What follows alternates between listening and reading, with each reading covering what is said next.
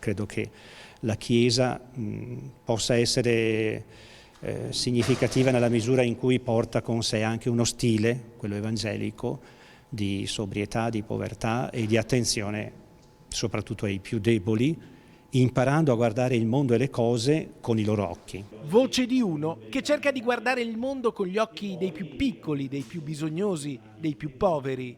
Il nuovo vescovo di Vicenza indica la strada che ha davanti da percorrere con stile evangelico.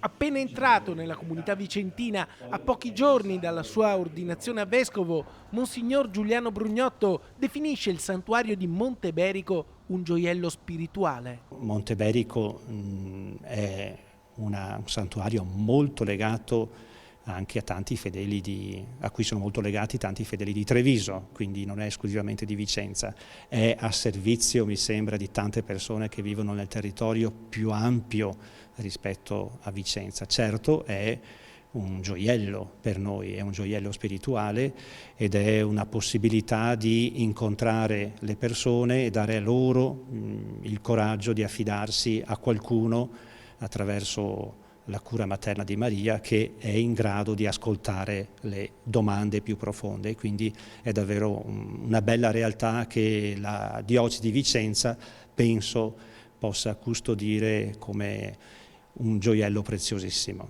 Sarà lui, il vescovo, che il 7 marzo del 2026 celebrerà il Giubileo della Rinascita per i 600 anni dalla prima apparizione della Madonna a Monteberico. Lo farà nel suo stile, segnato dalla sobrietà, la stessa sobrietà con cui risponde quando viene invitato alla suggestione del futuro, ora che è all'inizio del suo ministero episcopale a Vicenza.